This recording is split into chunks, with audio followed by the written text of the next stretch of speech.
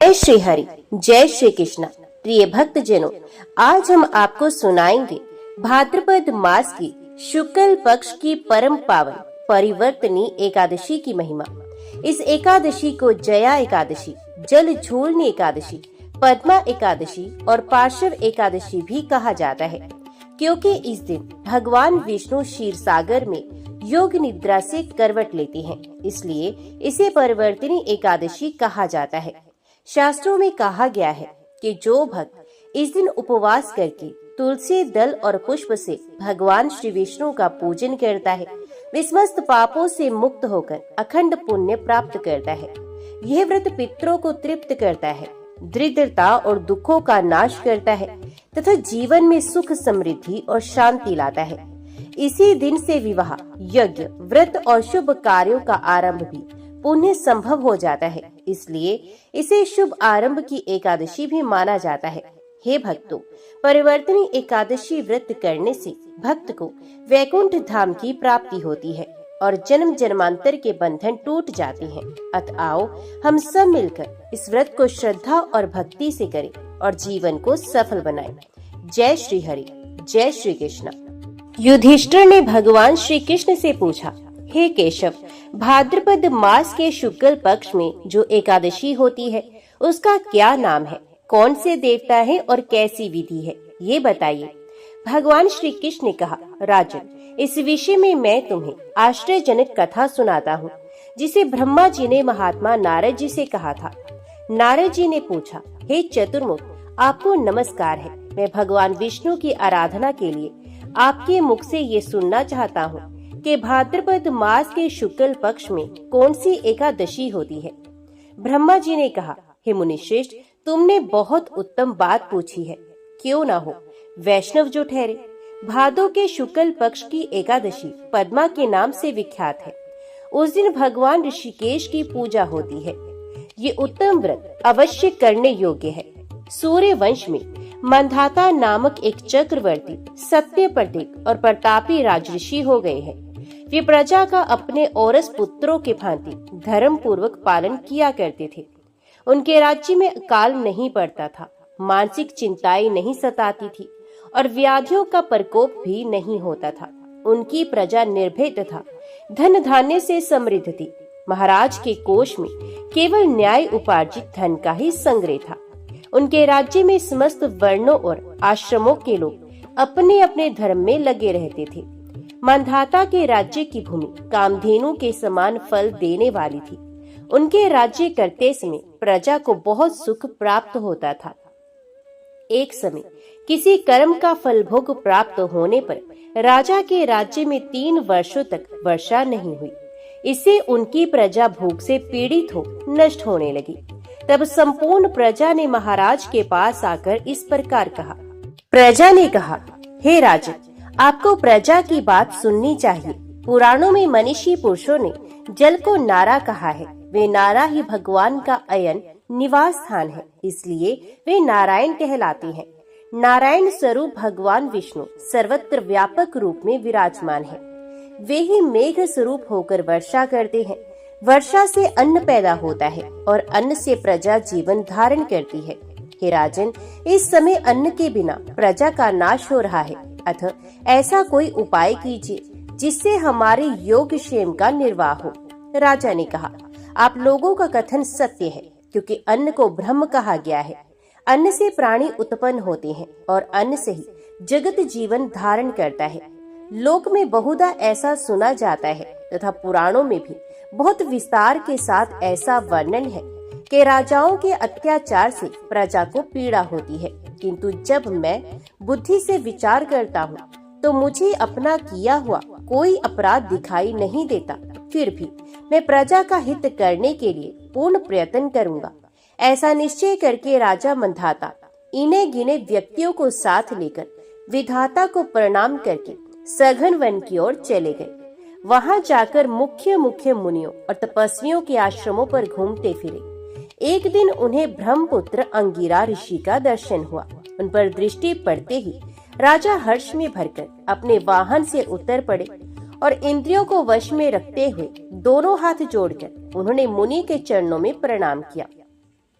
मुनि ने भी स्वस्तिक कहकर राजा का अभिनंदन किया और उनके राज्य के 7 अंगों की कुशल पूछी।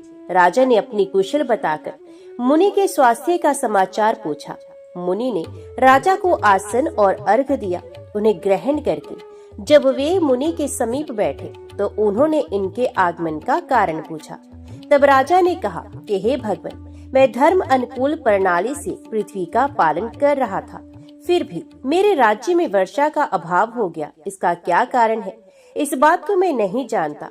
तो ऋषि ने कहा, राजन, ये सब युगों में उत्तम सतयुग है। इसमें सब लोग परमात्मा के चिंतन में लगे रहते हैं तथा इस समय धर्म अपने चारों चरणों से युक्त होता है। इस युग में केवल ब्राह्मण ही तपस्वी होते हैं, दूसरे लोग नहीं। किंतु महाराज, तुम्हारे राज्य में ये शूद्र तपस्या करता है, इसी कारण मेघ पानी नहीं बरसाते। तुम इसके प्रतिकार का यत्न करो, जिससे ये अनावृष्टि का दोष शांत हो जाए। राजा ने कहा, मुनिवर, एक तो ये तपस्या में लगा है, दूसरा निरपराध है, अतः मैं इसका अनिष्ट नहीं करूँगा। आप उक्त दोष को शांत करने वाले किसी धर्म का उपदेश कीजिए। ऋषि ने कहा, राजन, यदि ऐसी बात है तो एकादशी का व्रत करो। भाद्रपद मास के शुक्ल पक्ष में जो पद्मा नाम से विख्यात एकादशी होती है, उसके व्रत के प्रभाव से निश्चय ही उत्तम वृष्टि होगी। नरेश, तुम अपनी प्रजा और परिजनों के साथ इसका व्रत करो। ऋषि का ये वचन सुनकर राजा अपने घर लौट आए। उन्होंने चारों वर्णों को समस्त प्रजाओं के साथ भादों के शुक्ल पक्ष की पद्मा एकादशी का व्रत किया। इस प्रकार व्रत करने पर मेघ पानी बरसाने लगे, पृथ्वी जल से अपप्लावित हो गई और हरी भरी खेती से सुशोभित होने लगी। उस व्रत के प्रभाव से सब लोग सुखी हो गए। भगवान श्री कृष्ण कहते हैं कि हे राजन, इस कारण इस उत्तम व्रत का अनुष्ठान अवश्य करना चाहिए। पद्मा एकादशी के दिन जल से भरे हुए घड़े को वस्त्र से ढककर दही और चावल के साथ ब्राह्मण को दान देना चाहिए। साथ ही छाता और जूता भी देने चाहिए। दान करते समय मंत्र का उच्चारण करें और कहें, बुधवार और श्रवण नक्षत्र के योग से युक्त द्वादशी के दिन बुध श्रवण नाम धारण करने वाले भगवान गोविंद, आपको नमस्कार है, नमस्कार है। मेरी पाप राशि का नाश करके आप मुझे सब प्रकार के सुख प्रदान करें। आप पुण्य आत्म जनों को भोग और मोक्ष प्रदान करने वाले तथा सुखदायक है। राजन, इसके पढ़ने और सुनने से मनुष्य सब पापों से मुक्त हो जाता है। जय श्री कृष्ण, जय श्री हरि। बहुत समय पहले सतयुग में माहिष्मतीपुरी नामक नगर था। वहाँ राजा अनंत वर्मा राज्य करते थे। वे धर्मात्मा, दानी और सत्य प्रिय थे। परंतु एक समय उन पर संकट आ पड़ा। राज्य में भारी कष्ट, रोग और अशांति फैल गई। राजा ने चिंतित होकर महर्षि वामन से प्रश्न किया, हे ऋषिवर, मैंने धर्म और दान का पालन किया, फिर भी मेरे राज्य में दुख क्यों आया? कृपया कोई ऐसा व्रत बताइए जिससे यह दुख दूर हो जाए। महर्षि वामन बोले, राजन, भाद्रपद मास शुक्ल पक्ष की परिवर्तनी एकादशी का व्रत करो। यह व्रत सभी पापों और संकटों का नाश करता है। इस दिन भगवान विष्णु योग निद्रा से करवट लेते हैं। इस व्रत से राज्य में सुख समृद्धि आती है। महर्षि ने व्रत की विधि बताते हुए कहा, प्रातः स्नान कर भगवान विष्णु का पूजन करें, तुलसी दल अर्पित करें, कथा श्रवण करें, दिन भर उपवास करें और रात्रि में जागरण करें। अगले दिन ब्राह्मण को भोजन कराकर पारण करें। जो भक्त ऐसा करते हैं उन्हें वैकुंठ धाम की प्राप्ति होती है और उनके समस्त दुख दूर हो जाते हैं। राजा अनंत वर्मा ने विधि पूर्वक व्रत किया। पूरी प्रजा ने भी उनका अनुसरण किया। उस दिन नगर में हरिनाम संकीर्तन, दीप सज्जा और भक्ति का अद्भुत वातावरण रहा। रात्रि में जब राजा भगवान विष्णु का भजन कर रहे थे, तभी प्रभु स्वयं प्रकट हुए और कहने लगे, राजन, तुम्हारी भक्ति से प्रसन्न होकर मैं तुम्हारे राज्य को रोग मुक्त और समृद्ध बनाता हूँ। अब यहाँ सदा सुख और शांति बनी रहेगी। अगले ही दिन राज्य में रोग और कष्ट समाप्त हो गए। प्रजा हर्ष उल्लास से भर उठी। सभी ने कहा, ये भगवान विष्णु की कृपा और परिवर्तनी एकादशी व्रत का प्रभाव है। उस दिन से यह व्रत और भी लोकप्रिय हो गया। महर्षि वामन ने राजा को बताया, हे राजन, परिवर्तनी एकादशी केवल भगवान विष्णु को ही नहीं बल्कि तुलसी माता को भी अत्यंत प्रिय है। इस दिन तुलसी दल से विष्णु पूजा का विशेष महत्व है। तुलसी दल अर्पण करने मात्र से मनुष्य के करोड़ों पाप नष्ट हो जाते हैं। इस दिन तुलसी विवाह, तुलसी पूजन और तुलसी माला जप करना विशेष फलदायी माना गया है, क्योंकि यह दिन स्वयं भगवान विष्णु की करवट बदलने का दिन है और ब्रह्मांड की ऊर्जा इसी से संतुलित होती है। एक और पौराणिक कथा इस एकादशी से जुड़ी है। एक बार देवताओं और दानवों के बीच भयंकर युद्ध हुआ। दानवों की शक्ति इतनी प्रबल हो गई कि देवता पराजित होकर इंद्रलोक से भाग गए। सभी देवता भगवान विष्णु की शरण में पहुँचे और प्रार्थना करने लगे, हे श्री हरि, दानवों ने हमें हर जगह से परास्त कर दिया है, हमारी रक्षा करें। भगवान विष्णु ने उत्तर दिया, हे देवराज, अभी मैं योग निद्रा में हूँ और परिवर्तिनी एकादशी आने वाली है। जैसे ही मैं करवट लूंगा, देवताओं की शक्ति बढ़ जाएगी और दानव परास्त हो जाएंगे। तुम सब उस दिन व्रत करना और युद्ध करना। देवताओं ने वैसा ही किया। परिवर्तिनी एकादशी के दिन भगवान ने करवट ली और उसी क्षण दानवों की शक्ति नष्ट हो गई। देवताओं ने विजय प्राप्त की। इसलिए इस व्रत को जया एकादशी भी कहते हैं, क्योंकि ये विजय प्रदान करने वाली एकादशी है। भाद्रपद मास की परिवर्तिनी एकादशी का प्रभाव केवल राजाओं और देवताओं तक ही सीमित नहीं रहा। गांव और नगरों में भी इसकी महिमा के अनेक चमत्कार प्रकट हुए। एक छोटे से गांव में पद्मावती नामक एक गरीब विधवा रहती थी।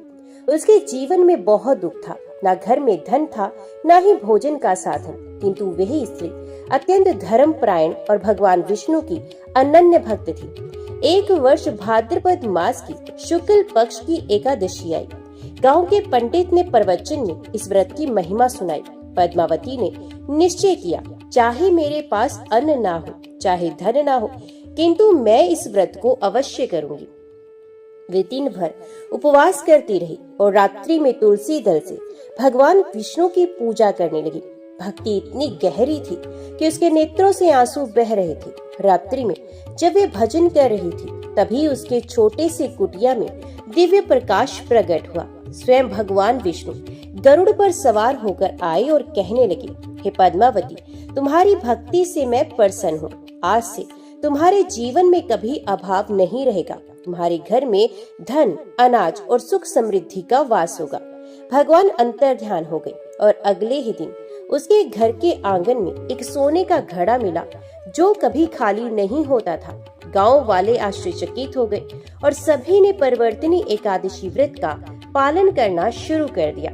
इस कथा से ये शिक्षा मिलती है कि व्रत केवल अमीरों या राजाओं के लिए नहीं है। गरीब, स्त्री, पुरुष, बालक, वृद्ध सभी इसका पालन कर सकते हैं। ये व्रत केवल पाप नाश ही नहीं करता, बल्कि जीवन में समृद्धि और सुख भी प्रदान करता है। शास्त्रों में कहा गया है कि मनुष्य जन्म जन्मांतर से 3 ऋण लेकर आता है, देव ऋण, ऋषि ऋण और पितृ ऋण। परिवर्तिनी एकादशी व्रत से देव ऋण का निवारण होता है, क्योंकि इस दिन भगवान विष्णु स्वयं करवट लेके सृष्टि की रक्षा करते हैं। राजा अनंत वर्मा की कथा और देवासुर का संग्राम और पद्मावती जैसी भक्तन के जीवन से ये स्पष्ट होता है कि परिवर्तिनी एकादशी व्रत महान फल देने वाला है। यह व्रत व्यक्ति को पापों से मुक्त कर जीवन में सुख, समृद्धि और वैकुंठ धाम का मार्ग प्रदान करता है। भाद्रपद मास की परिवर्तिनी एकादशी का एक और नाम है पद्मा एकादशी। शास्त्रों में वर्णित है कि यह व्रत न केवल जीवित प्राणियों के लिए कल्याणकारी है, बल्कि इससे पितरों को भी मुक्ति मिलती है। एक बार विदर्भ देश में सुधर्मा नामक ब्राह्मण रहता था। वे अत्यंत विद्वान और वेद पाठी था, परंतु उसके पितरों की आत्मा प्रेत योनि में भटक रही थी। उसे सपनों में बार बार पितरों की व्याकुल पुकार सुनाई देती थी। सुधर्मा ने महर्षि अगस्त्य से उपाय पूछा तो उन्होंने कहा, वत्स, यदि तुम अपने पितरों की मुक्ति चाहते हो तो भाद्रपद मास की परिवर्तिनी एकादशी का व्रत करो। इस व्रत से पितरों को स्वर्ग की प्राप्ति होती है। सुधर्मा ने पूरे परिवार सहित व्रत किया। उस रात्रि उसने संकीर्तन और भजन किया। उसी समय उसके पितर स्वप्न में प्रकट हुए और कहने लगे, पुत्र, तेरे व्रत से हम प्रेत योनि से मुक्त होकर स्वर्गलोक को जा रहे हैं। तुझे दीर्घायु और यश की प्राप्ति होगी। इस घटना से ये सिद्ध होता है कि यह व्रत पितृ दोष निवारण के लिए अत्यंत प्रभावी है। परिवर्तनी एकादशी वामन भगवान के पूजन का भी दिन माना जाता है। कथा है कि जब बलि महाराज ने 3 पग भूमि का वचन दिया और भगवान वामन ने विराट रूप धारण कर लिया, तब दानवों और देवताओं में संतुलन बिगड़ गया। उस समय भगवान ने करवट बदलकर ब्रह्मांड की ऊर्जा को संतुलित किया। इसलिए इस दिन को परिवर्तनी एकादशी कहा जाता है, अर्थात वह दिन जब भगवान ब्रह्मांड में संतुलन स्थापित करने के लिए करवट लेते हैं। भाद्रपद मास में एक छोटे से गांव अमरपुर में लोग इस व्रत का आयोजन बड़े धूमधाम से करते थे। गांव का एक युवक गोपीनाथ था जो नास्तिक प्रवृत्ति का था। वे कहता था, व्रत करने से क्या लाभ, मेहनत करो यही फल देगा। गांव के बुजुर्गों ने समझाया, बेटा मेहनत भी जरूरी है, पर भगवान का आशीर्वाद बिना जीवन अधूरा है। एक बार उसकी माँ बीमार पड़ गई। वैद्य और औषधि से कोई लाभ नहीं हुआ। निराश होकर गोपीनाथ ने माँ की प्राण रक्षा के लिए परिवर्तनी एकादशी का व्रत किया। रात भर उसने भजन गाए और रोते हुए भगवान विष्णु से प्रार्थना की। प्रातः काल उसकी माँ स्वस्थ हो गई। इस घटना ने गोपीनाथ को भक्त बना दिया। वे कहने लगा, सचमुच यह व्रत केवल पाप नाश ही नहीं करता, बल्कि जीवन के संकटों से भी रक्षा करता है। धार्मिक दृष्टि के साथ साथ इस व्रत का वैज्ञानिक महत्व भी है। इस समय वर्षा ऋतु के बाद का होता है, जब ऋतु परिवर्तन होता है। उपवास करने से शरीर की पाचन शक्ति सुधरती है। रात्रि जागरण और भजन से मन की एकाग्रता बढ़ती है। तुलसी दल का सेवन शरीर में रोग प्रतिरोधक क्षमता बढ़ाता है। इस प्रकार यह व्रत स्वास्थ्य, मन और आत्मा तीनों के लिए लाभकारी होता है। राजा हरिश्चंद्र सत्य प्रिय और दानवीर माने जाते थे, परंतु भाग्यवश उन्हें असंख्य कष्ट सहने पड़े। उन्हें सत्य की रक्षा के लिए सब कुछ त्याग दिया, यहाँ तक के दास बनकर जीवन यापन किया। एक दिन महर्षि गौतम ने उन्हें बताया कि राजन, यदि तुम भाद्रपद शुक्ल पक्ष की परिवर्तनी एकादशी का व्रत करो तो तुम्हारे जीवन के सभी दुख समाप्त हो जाएंगे। राजा हरिश्चंद्र ने पूरे मन से व्रत किया। उस दिन उन्होंने न अन्न खाया न जल पिया, केवल भगवान का नाम जपते रहे। अगली सुबह भगवान विष्णु स्वप्न में प्रकट हुए और कहने लगे, वत्स, तुम्हारे सत्य और व्रत पालन से मैं प्रसन्न हूँ। आज से तुम्हारे सारे दुख समाप्त होंगे। वास्तव में इसके बाद राजा का जीवन सुधर गया और उन्हें पुनः राज्य और प्रतिष्ठा प्राप्त हुई। इस कथा से शिक्षा मिलती है कि सत्य और व्रत का संगम मनुष्य को दिव्य फल प्रदान करता है। शास्त्रों में ये भी कहा गया है कि यह व्रत केवल पुरुषों के लिए नहीं, बल्कि स्त्रियों के लिए भी समान फल देने वाला है। एक प्राचीन कथा है कि मिथिला देश में रत्नावली नामक रानी थी। उसने अपने पति राजा से कहा, स्वामी, मैं भी परिवर्तनी एकादशी का व्रत करना चाहती हूँ। राजा ने हंसते हुए कहा, स्त्रियों का व्रत करने से क्या होगा, ये तो पुरुषों का धर्म है। लेकिन रानी ने दृढ़ता दिखाई और व्रत किया। उसकी भक्ति से प्रसन्न होकर भगवान विष्णु ने उसे आशीर्वाद दिया कि हे देवी, तुम्हारे व्रत से राज्य में सदैव सुख समृद्धि रहेगी। इस घटना के बाद से समाज में स्त्रियों के व्रत करने की परंपरा और भी दृढ़ होगी। इस व्रत को परिवर्तनी क्यों कहा गया? शास्त्र कहते हैं कि जब भगवान योग निद्रा में शयन करते हैं तो पूरे ब्रह्मांड की गति स्थिर हो जाती है। परिवर्तनी एकादशी वह क्षण है जब भगवान करवट बदलते हैं और सृष्टि की ऊर्जा का नया चक्र प्रारंभ होता है। यह दिन आध्यात्मिक परिवर्तन का प्रतीक है।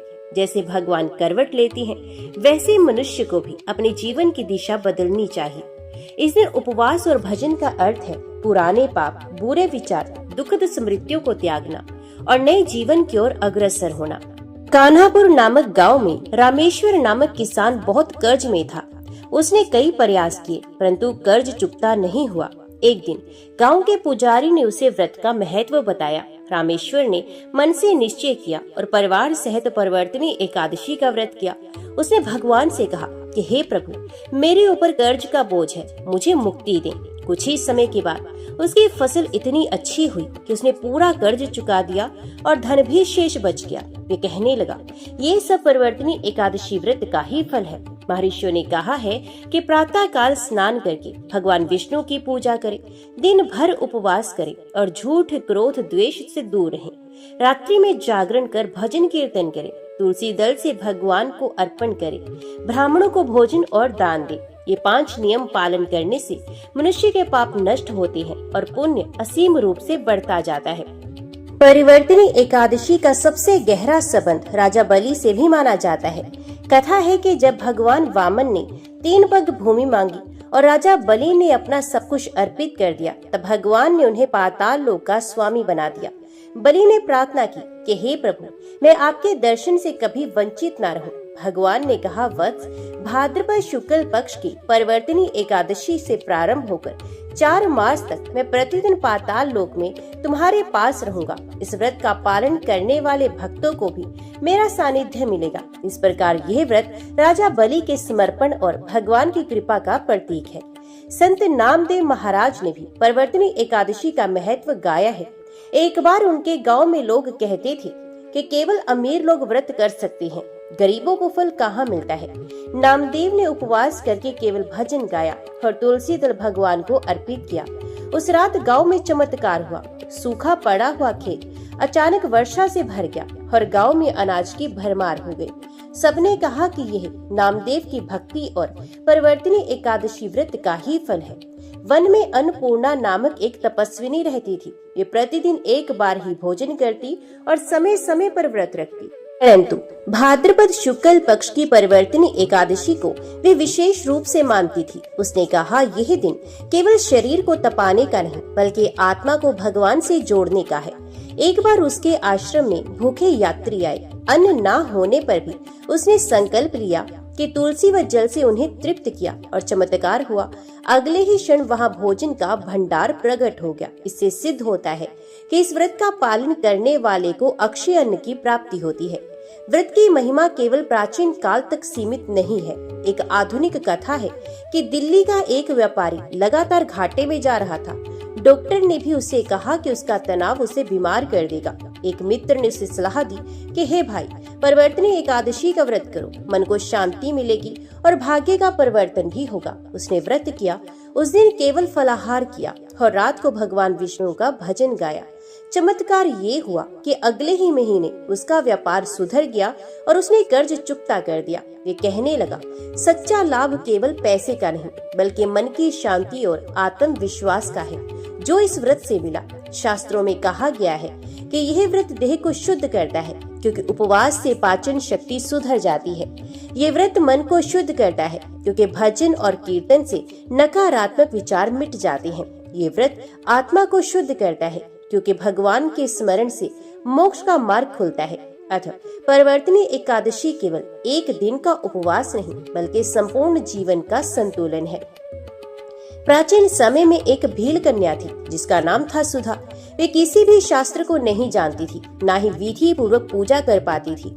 लेकिन एक दिन उसने गांव के पुजारी से सुना कि परिवर्तनी एकादशी का व्रत करने से सभी पाप नष्ट हो जाते हैं और भगवान स्वयं कृपा करते हैं। उसने निश्चय किया कि वे भी ये व्रत करेगी। उस दिन उसने केवल जल और तुलसी पत्ती ग्रहण की। रात्रि में उसने अनजाने ही भगवान का नाम जपना शुरू कर दिया और नींद में सो गई। स्वप्न में भगवान विष्णु प्रकट हुए और कहने लगे, पुत्री, तूने सच्चे मन से व्रत किया है। आज से तेरा जीवन पवित्र होगा। वास्तव में उसके जीवन में परिवर्तन हुआ। गांव के लोग उसके सदाचार से प्रभावित हुए और उसे देवी तुल्य मानने लगे। इससे सिद्ध होता है कि व्रत में मन की श्रद्धा ही प्रधान है, ना कि केवल विधि। शास्त्रों में वर्णित है कि जब भगवान क्षीर सागर में शयन करते हैं तब 4 मास तक ब्रह्मांड की सारी ऊर्जाएं विश्राम अवस्था में रहती हैं। परिवर्तनी एकादशी के दिन भगवान करवट लेते हैं, जिससे नई ऊर्जा और गति ब्रह्मांड में प्रवाहित होती है। यही कारण है कि इस दिन को परिवर्तन का दिन माना जाता है। ये केवल धार्मिक विश्वास नहीं बल्कि खगोल और विज्ञान से भी जुड़ा हुआ है। इस समय ऋतु बदलती है, वर्षा का अंत और शरद का आरंभ होता है। मानव शरीर भी इस परिवर्तन को अनुभव करता है। उपवास करने से शरीर इस बदलाव के अनुरूप ढल जाता है। संत तुलसीदास जी ने भी इस व्रत का उल्लेख किया है। वे कहते थे, जो जन परिवर्तनी एकादशी का व्रत करता है उसके जीवन में धर्म, अर्थ, काम और मोक्ष चारों पुरुषार्थ सहज ही प्राप्त हो जाते हैं। कथा है कि एक बार एक भक्त ने तुलसीदास से पूछा, महाराज, यदि कोई मनुष्य अनेक दोषों वाला हो तो क्या ये व्रत उसे भी पवित्र कर सकता है? तुलसीदास जी ने उत्तर दिया, हाँ, क्योंकि यह व्रत मनुष्य के भीतर छिपे हुए सद्गुणों को जागृत करता है और पाप रूपी अंधकार को मिटा देता है। धर्मशास्त्रों में परिवर्तनी एकादशी के लाभ इस प्रकार बताए गए हैं कि इस व्रत से पितृ तृप्त होते हैं और उन्हें स्वर्ग की प्राप्ति होती है। यह व्रत सभी प्रकार के पापों को नष्ट करता है, जीवन में समृद्धि और सुख की वृद्धि करता है, कर्ज और संकट दूर होते हैं। ये व्रत मोक्ष का मार्ग प्रशस्त करता है। आज के व्यस्त जीवन शैली में भी ये व्रत उतना ही महत्वपूर्ण है। उपवास से शरीर हल्का होता है और स्वास्थ्य सुधरता है। भगवान का स्मरण करने से मानसिक शांति और सकारात्मक ऊर्जा मिलती है। दान और सेवा से समाज में सद्भाव बढ़ता है। इस प्रकार परिवर्तनी एकादशी केवल धार्मिक अनुष्ठान नहीं बल्कि समग्र जीवन सुधार का साधन है। कहा जाता है कि जब भी मनुष्य इस व्रत को पूरी श्रद्धा से करता है तो भगवान विष्णु स्वयं उसके जीवन में आकर परिवर्तन करते हैं। एक भक्त ने प्रार्थना की कि हे प्रभु, मेरा जीवन दुखों से भरा है। तो भगवान ने उत्तर दिया, हे वत्स, तूने परिवर्तनी एकादशी का व्रत किया है। आज से तेरे जीवन की दिशा बदल जाएगी। दुखों से सुख, अंधकार से प्रकाश और अपवित्रता से पवित्रता की ओर तू बढ़ जाएगा। और सचमुच उसका जीवन बदल गया। भाद्रपद मास शुक्ल पक्ष की परिवर्तनी एकादशी व्रत पाप का नाश करने वाला, पुण्य की वृद्धि करने वाला, पितृ मोक्ष देने वाला, स्वास्थ्य और समृद्धि देने वाला और अंततः मोक्ष प्रदान करने वाला है। जो भी मनुष्य श्रद्धा और विश्वास के साथ इसका पालन करता है उसके जीवन में परम परिवर्तन होता है। जय श्री हरि, जय श्री कृष्णा। भी सुनिए दो बहनों की एकादशी की कथा। भाद्रपद मास की सुबह थी। सूरज की हल्की हल्की किरणें हरे भरे खेतों के ऊपर सुनहरी चादर बिछा रही थी। गांव की गलियों में गोबर और मिट्टी की सौंधी सी खुशबू फैली हुई थी। आंगनों में औरतें लिपाई पोताई कर रही थी। बुजुर्ग तुलसी चौरा पर दीपक जलाकर भगवान विष्णु के भजन गा रहे थे। इस गांव का नाम था विष्णुपुर। नाम से ही लगता था कि ये गांव भगवान विष्णु की विशेष कृपा से धनी है।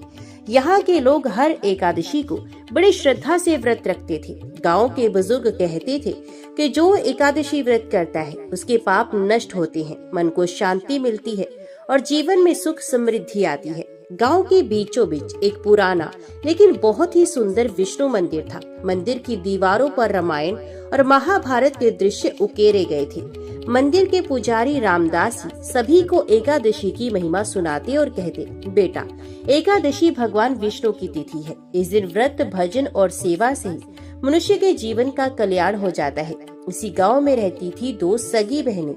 बड़ी का नाम था सुमंगला और छोटी का कुमुदनी। दोनों की उम्र में 5 साल का अंतर था, लेकिन स्वभाव में जमीन आसमान का फर्क था।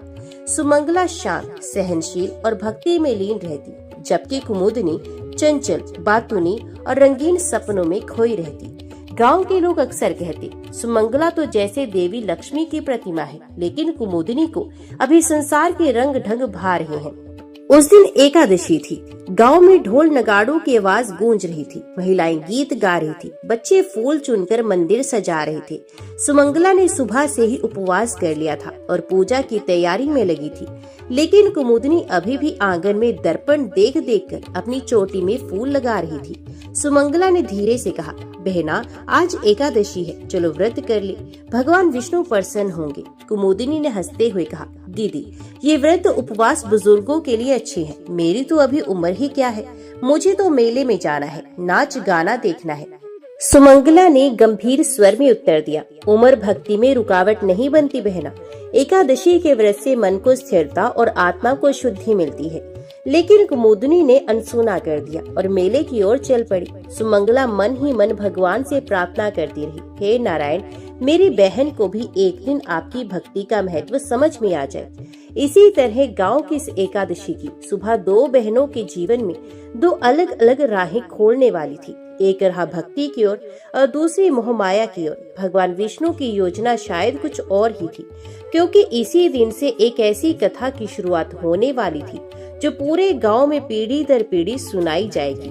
विष्णुपुर गांव में सुमंगला और कुमुदनी का घर एक पुराने नीम के पेड़ के नीचे बना था। मिट्टी की दीवारें, गोबर से लिपा आंगन और बीच में तुलसी का चौरा, यही उनकी छोटी सी दुनिया थी। उनके माता पिता साधारण किसान थे। पिता का नाम गोपाल दास और माता का नाम लक्ष्मीबाई। गोपाल दास मेहनती और सत्यनिष्ठ थे, जबकि लक्ष्मीबाई धार्मिक और त्याग में थी। सुमंगला बचपन से ही शांत स्वभाव की थी। जब अन्य बच्चे खेल कूद में मस्त रहते, वे मंदिर में जाकर दीप जलाती, पुजारी की मदद करती और भजन गाती। गांव की महिलाएं अक्सर कहती, बिटिया सुमंगला में तो साक्षात माता लक्ष्मी का वास है। सुमंगला का मन हमेशा दूसरों की सेवा में लगा रहता। वे सुबह जल्दी उठकर आंगन में झाड़ू लगाती, तुलसी पर जल चढ़ाती और फिर खेत में माता पिता का हाथ बटाती। उसे नई नई चीजों की चाह नहीं थी, उसकी खुशी सिर्फ भगवान के चरणों में थी। कुमुदनी, छोटी बहन, बिल्कुल विपरीत स्वभाव की थी। वे सुंदर थी, आंखों में चमक और चेहरे पर मुस्कान रहती, लेकिन मन बहुत चंचल था। उसे नए कपड़े, गहने और मेलों की चहल पहल बहुत पसंद थी। जब सुमंगला भजन गाती, तब कुमुदनी खेतों में तितलियां पकड़ती या सहेलियों के साथ हंसी मजाक करती। कुमुदनी को व्रत उपवास में कोई दिलचस्पी नहीं थी। एक बार लक्ष्मीबाई ने उसे निर्जला एकादशी का व्रत करने को कहा। उसने हंसते हुए कहा, माँ, मैं तो बिना पानी के आधा दिन भी नहीं रह सकती। भगवान मुझसे नाराज नहीं होंगे ना? लक्ष्मीबाई ने मुस्कुराकर कहा, बेटी, भगवान कभी नाराज नहीं होते, लेकिन व्रत से मन पवित्र होता है। कुमुदनी ने बस सर हिला दिया और फिर खेल में लग गई। विष्णुपुर में साल भर कोई न कोई धार्मिक आयोजन होता रहता था। कभी रामायण पाठ, कभी भागवत कथा, तो कभी कीर्तन।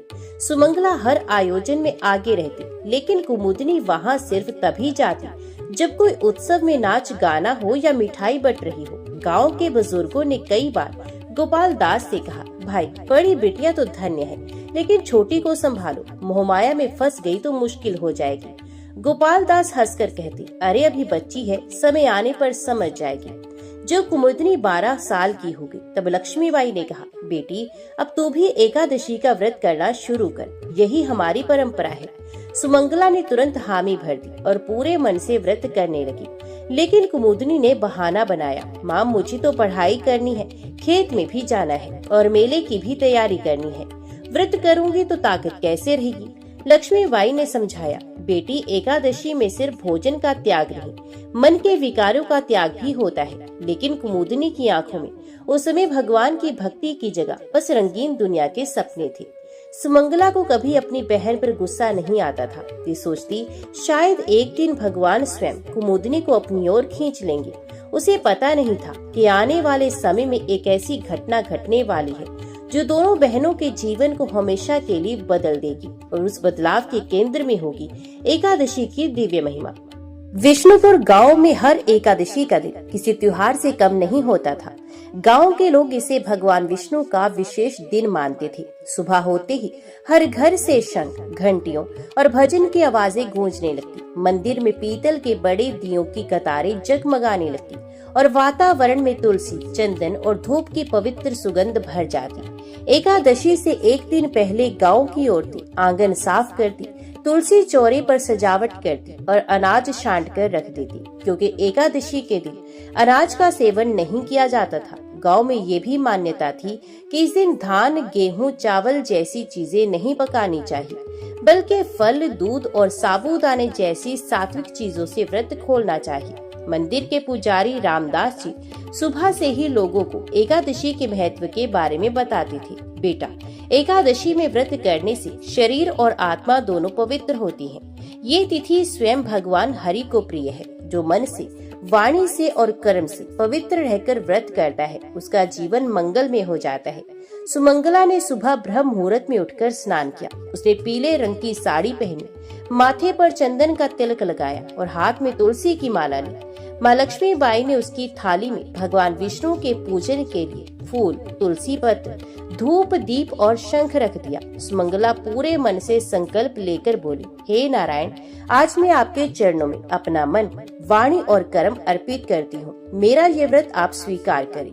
उसकी आंखों में चमक और दिल में शांति थी। दूसरी ओर कुमुदनी अभी दर्पण के सामने खड़ी होकर अपने बाल संवार रही थी। उसने चटक लाल रंग की चुन्नी ओढ़ी और पैरों में चांदी की पायल पहन ली। उसकी सहेलियां आकर कहने लगी, चल कुमुद, आज मेले में बहुत रौनक है, नए झूले लगे हैं। कुमुदनी ने तुरंत हामी भर दी। माँ ने उसे पुकारा, बेटी, आज व्रत कर ले, भगवान की कृपा मिलेगी। कुमुदनी ने हंसते हुए कहा, माँ, भगवान तो दिल में रहते हैं, मंदिर या व्रत में ही थोड़ी ना मिलते हैं। मैं तो मेले से आकर उन्हें प्रणाम कर लूंगी। लक्ष्मीबाई ने सर हिलाया, लेकिन मन में चिंता हुई। मंदिर में भजन कीर्तन शुरू हो गया। ढोलक, मंजीरे और शंख की ध्वनि पूरे गांव में गूंज रही थी। सुमंगला मंदिर में जाकर सबसे आगे बैठ गई और मधुर स्वर में गाने लगी, हरे राम राम राम हरे हरे। उसके चेहरे पर भक्ति का तेज साफ दिख रहा था। भजन के बीच पुजारी जी ने एकादशी महात्म्य सुनाना शुरू किया। एक समय की बात है, राजा हरिश्चंद्र ने एकादशी व्रत किया था और सारे दुख दूर हो गए थे। भगवान विष्णु स्वयं उसके स्वप्न में आए और वरदान दिया। सुमंगला मंत्र मुग्ध होकर सुन रही थी, मानो हर शब्द उसके हृदय में उतर रहा हो। उधर कुमुदनी अपनी सहेलियों के साथ मेले में पहुंच गई। वहाँ मिठाई की दुकानों, खिलौनों और रंग बिरंगे झूलों का मेला लगा था। वे घंटों घूमती रही, चाट खाई, खिलौने खरीदे और हंसी मजाक में समय गुजार दिया। उसे पता ही नहीं चला कि दिन कब बीत गया। लेकिन शाम होते होते एक अजीब सी थकान ने उसे घेर लिया। मन में बेचैनी और सर में भारीपन महसूस होने लगा। उसने सोचा शायद धूप में ज्यादा घूमने से ऐसा हो रहा है। सुमंगला ने दिन भर भजन गाया और शाम को मंदिर में आरती में शामिल हुई। आरती के अंत में पुजारी जी ने उसे तुलसी पत्र और प्रसाद दिया। उन्होंने आशीर्वाद देते हुए कहा, बेटी, भगवान तेरी भक्ति देख रहे हैं, उनका आशीर्वाद सदा तुझ पर बना रहेगा। सुमंगला ने विनम्रता से सर झुकाया और भीतर से एक अनोखी शांति महसूस हो रही थी। उसी रात जब दोनों बहनें सो रही थी, सुमंगला ने स्वप्न में देखा कि भगवान विष्णु पीताम्बर धारण किए, चारों भुजाओं में शंख, चक्र, गदा और पद्म लिए खड़े हैं। उन्होंने मुस्कुराकर कहा, बेटी, तेरी भक्ति ने मुझे प्रसन्न कर दिया है। समय आने पर तेरी बहन भी मेरे चरणों की ओर आएगी। सुमंगला ने नींद में ही हाथ जोड़ दिए। उसे लगा भगवान की योजना अब शुरू हो चुकी है। भाद्रपद मास अब बीत चुका था और अश्विन मास की शुरुआत हो गई थी। गांव में खेतों में धान की फसल पकने लगी थी, लेकिन मौसम में अचानक बदलाव आ गया। आसमान पर घने बादल छा गए और कई दिनों तक मूसलधार बारिश होती रही। एक सुबह गोपाल दास खेत देखने गए तो देखा कि पानी इतना भर गया कि धान की आधी फसल डूब चुकी है। चेहरे पर चिंता की लकीरें साफ थी। वे घर लौटे और पत्नी लक्ष्मीबाई से बोले, इस बार फसल का आधा हिस्सा तो बर्बाद हो जाएगा, पता नहीं घर का खर्च कैसे चलेगा। ये सुनकर सुमंगला चुपचाप भगवान के सामने बैठ गई और प्रार्थना करने लगी, हे नारायण, आप ही हमारे सहारे हैं, कृपा करके हमें इस संकट से निकालिए। कुमुदनी ने ये सुना तो बोली, दीदी, प्रार्थना करने से कुछ ना होगा, हमें काम बढ़ाना होगा, बाजार में चीजें बेचनी होंगी और कुछ नया सोचेंगे तो ही हालात बदलेंगे। सुमंगला ने शांत स्वर में कहा, काम तो हम करेंगे ही, लेकिन याद रख, भगवान की कृपा के बिना कोई प्रयास सफल नहीं होता। इसी बीच अश्विन शुक्ल पक्ष की एकादशी आने वाली थी। गांव के सभी लोग व्रत की तैयारी कर रहे थे। सुमंगला ने निश्चय किया कि वह इस एकादशी का व्रत पूरे नियम से करेगी और भगवान से अपने परिवार की मुक्ति के लिए प्रार्थना करेगी। माँ ने दोनों बहनों से कहा, इस बार तुम दोनों व्रत करो, परिवार के लिए अच्छा होगा। सुमंगला ने तुरंत हामी भरी, लेकिन कुमुदिनी ने फिर बहाना बनाया, माँ, इतनी बारिश में बाहर जाना मुश्किल है और बिना खाए पिए मैं कैसे रहूंगी, मुझे तो काम भी करना है। लक्ष्मीबाई ने समझाया, बेटी, व्रत सिर्फ भूखे रहने का नाम नहीं, ये तो मन और कर्म की शुद्धि का नाम है। लेकिन कुमुदिनी ने हंसकर टाल दिया। व्रत वाले दिन सुमंगला ने सुबह स्नान किया, पीले कपड़े पहने और मंदिर जाकर भगवान विष्णु के सामने दीपक जलाया।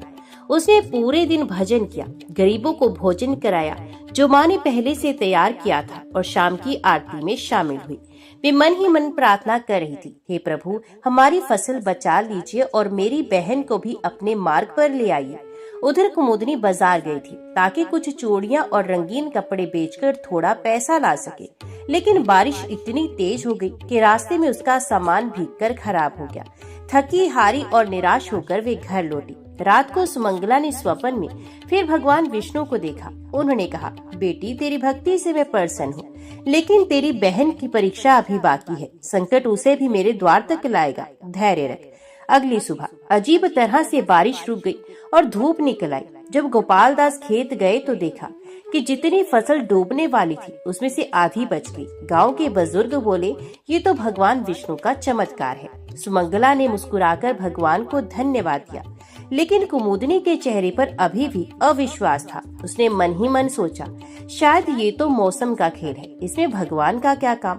उसे नहीं पता था कि आने वाले दिनों में एक और बड़ी परीक्षा उसका इंतजार कर रही है, जो उसकी सोच को पूरी तरह से बदल देगी।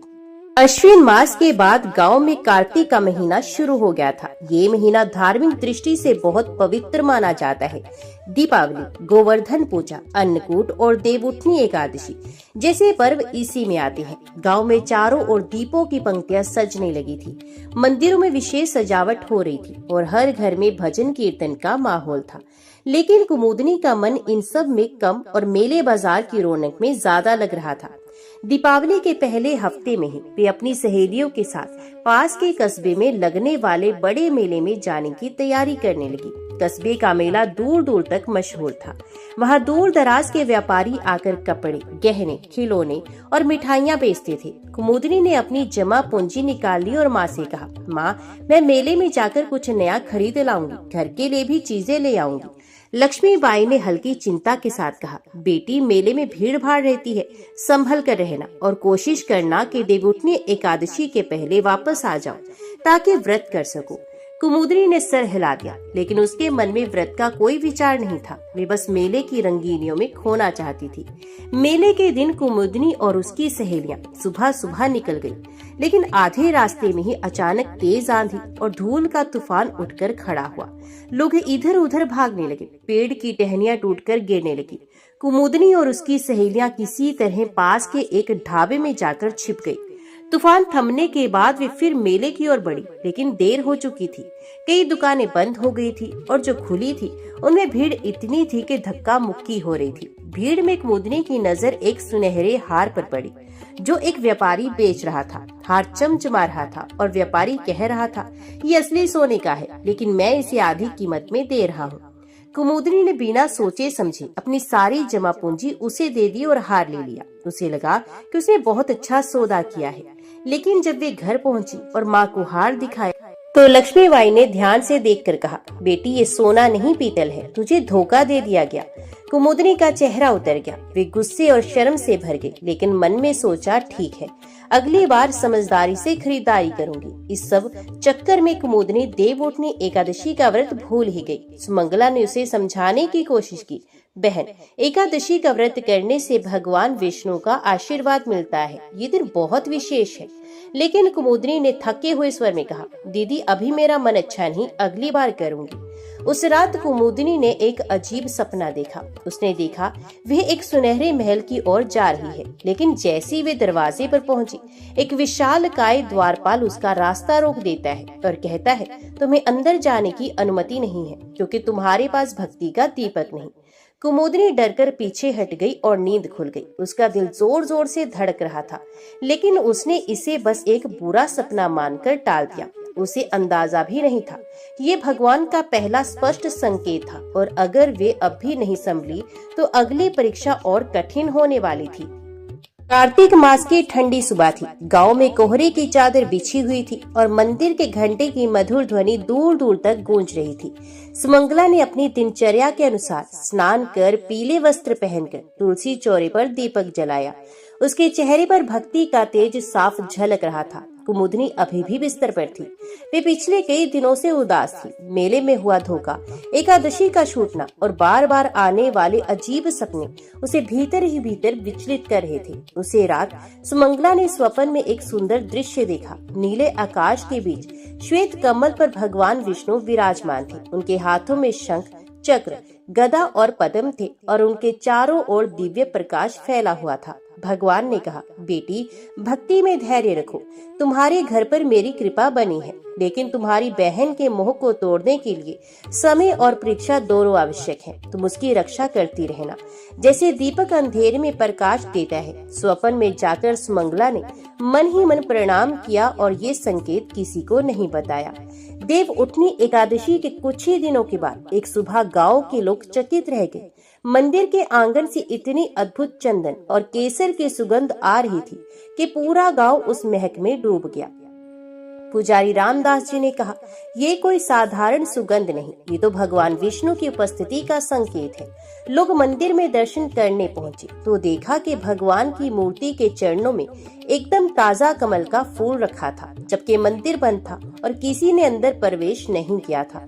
सुमंगला ने मन ही मन महसूस किया, ये भगवान का एक और संदेश है, लेकिन कुमुदनी ने इसे संयोग मानकर टाल दिया। एक शाम जब कुमुदनी नदी किनारे कपड़े धो रही थी, अचानक उसका पांव फिसला और वे गहरे पानी में गिर गई। लहरों का तेज बहाव उसे बहा ले जाने वाला था।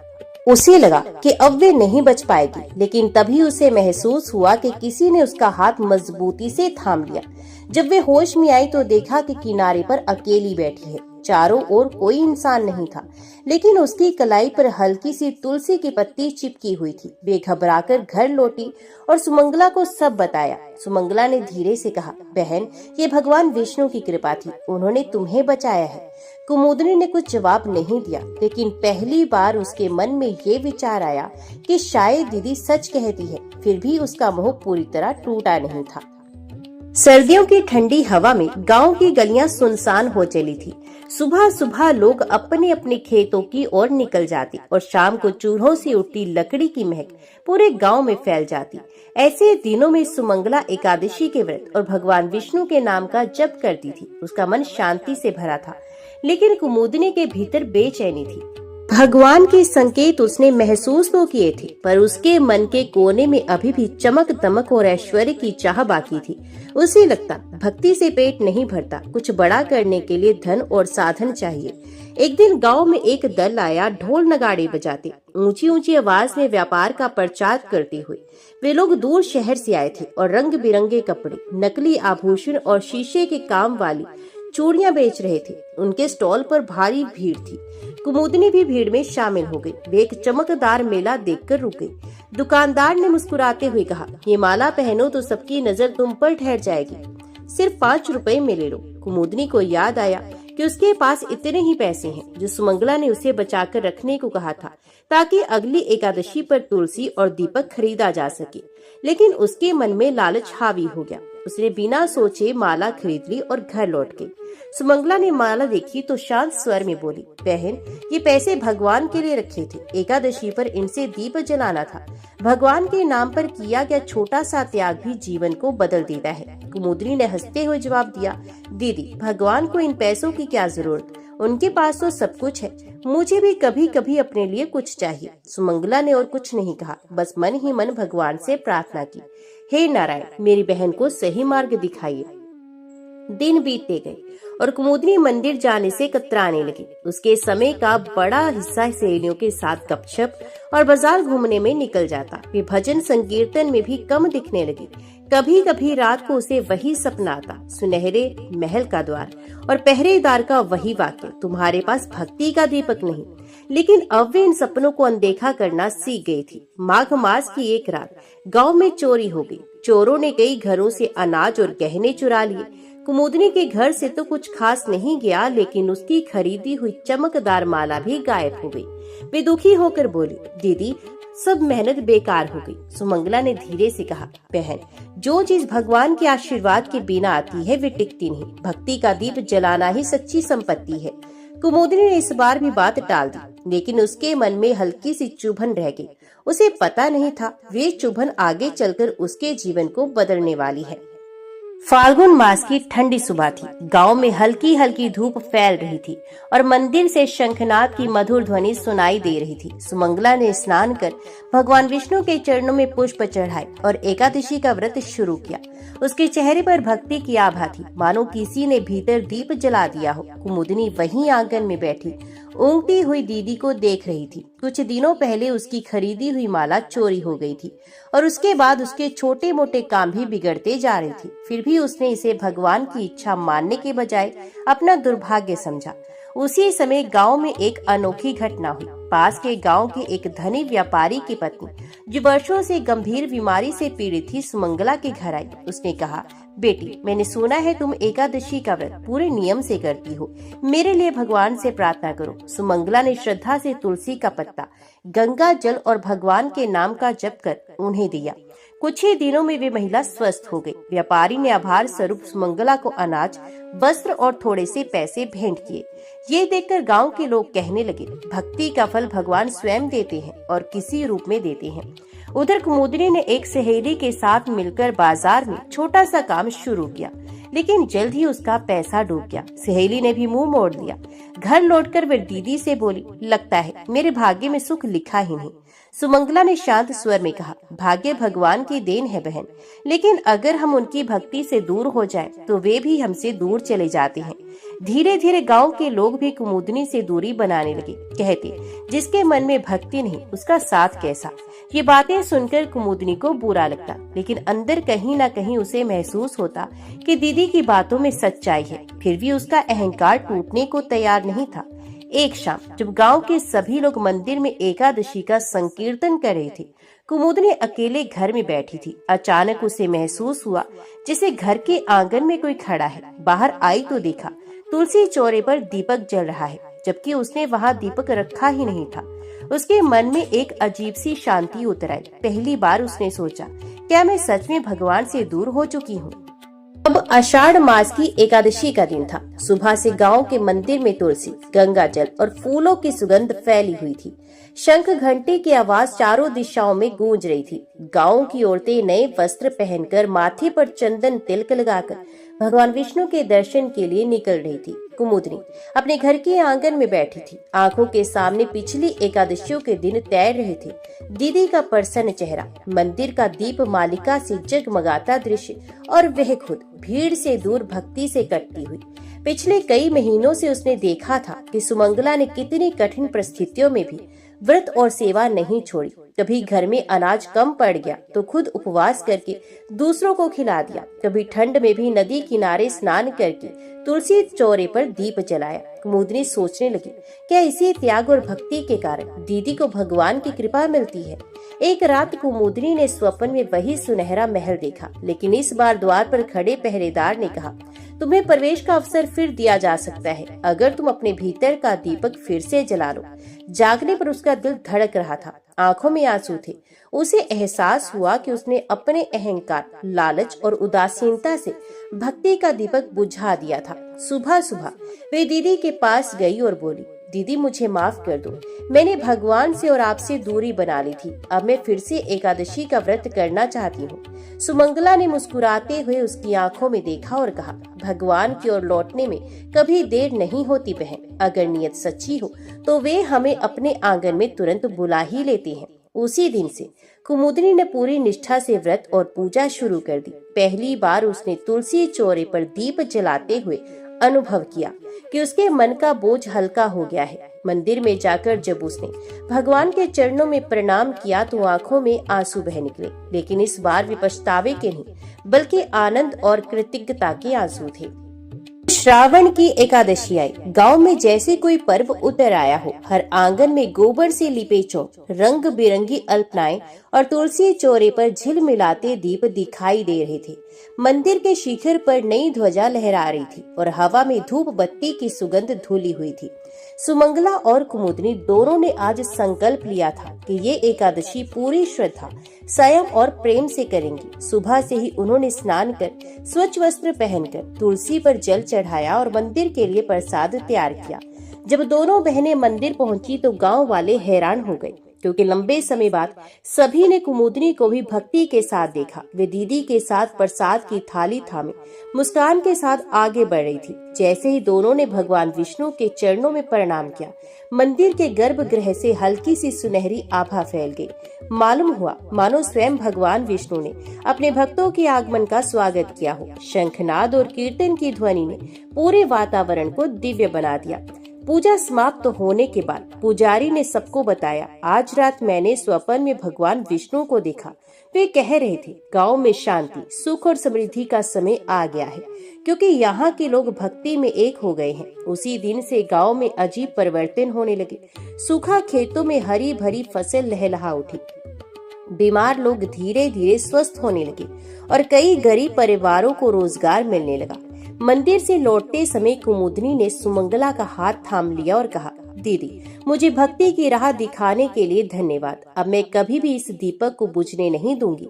सुमंगला ने प्रेम से उसे गले लगाया और कहा, हम दोनों बहनें अब भगवान की सेवा में जीवन बिताएंगी। यही हमारा सच्चा सुख है। उस दिन के बाद से हर एकादशी पर दोनों बहनें गांव के हर घर में जाकर तुलसी की महिमा और भगवान विष्णु की कथा सुनाने लगी। गांव के लोग भी इस दिन उपवास, भजन और दान पुण्य करने लगे और इस तरह दो बहनों की एकादशी भक्ति न केवल उनके जीवन को बदल गई बल्कि पूरे गांव को विष्णु कृपा से भर दिया। ओम नमो भगवते वासुदेवाय नमः। जय श्री राधे कृष्णा।